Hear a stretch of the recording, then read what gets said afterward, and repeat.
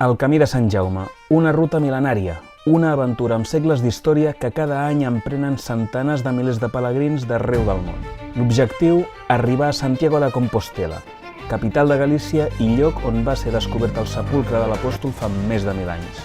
Però no us equivoqueu, potser la il·lusió d'arribar a l'Obradoiro és el que ens empeny, però el més valuós d'aquesta experiència no és la meta, sinó la història que escrivim amb cada passa.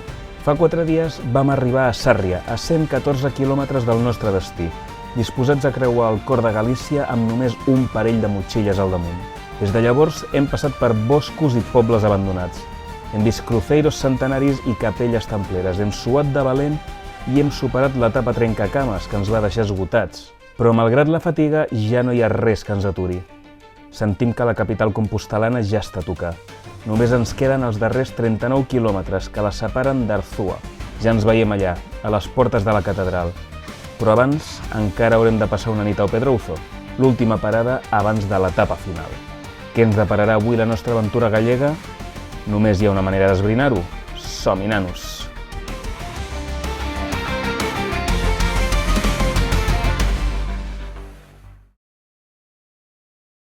Comença un nou dia a la Vila del Pingüí.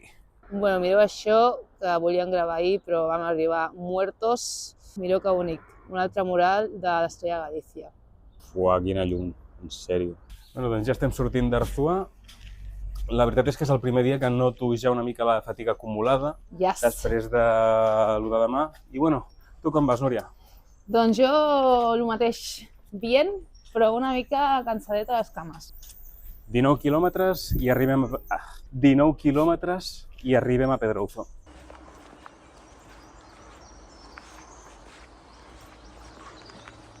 Pues res, falta 33 quilòmetres per Santiago. Ja estem molt a prop. I per recuperar forces, el producte més emblemàtic d'Arzúa, el formatge. En sèrio, o sigui, mireu quins trossos de formatge, que bèstia. Què passa, bitxi? Què passa, piqui? Què passa?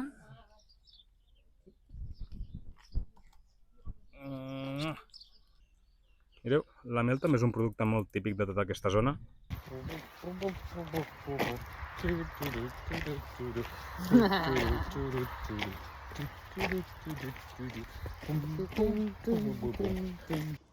Bueno, estem aquí i ja estem entrant al Conselho do Pino. Res, o sigui, ja arribarem al de Santiago. Mira, han muntat per aquí com un altar.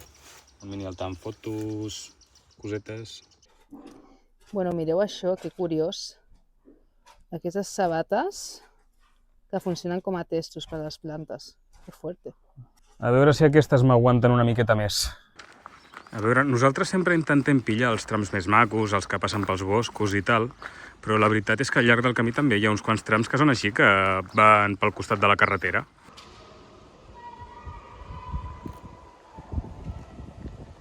Aprofitant que ja gairebé hem arribat a Pedrouzo, us comento una cosa que em picava la curiositat per saber com va començar, que és l'origen de la vieira com a símbol del camí.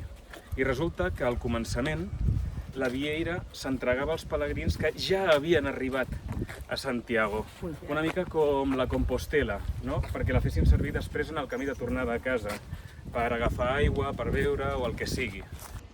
Benvidos ao Pedrouzo. Miña terra galega, onde o ceu é sempre gris.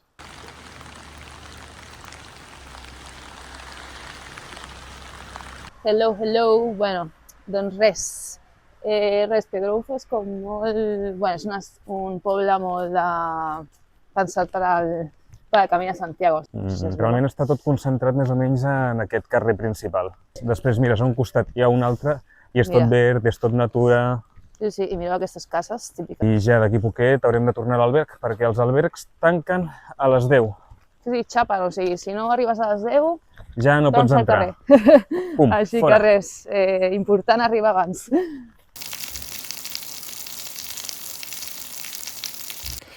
Bueno, bona nit, nois. Estem ja a l'hostal. Ja a puntet d'anar-nos a dormir. Sí, i res, com està l'etapa d'avui? Bueno, molt més lleugereta que la d'ahir, han estat només 20 quilòmetres, una etapa maca, verda. Fàcil. I bueno, ja no ens queda res. o sigui, 20 quilòmetres 20 més quilòmetres. i arribem a l'Obradoiro. Santiago en una etapa passada per aigua.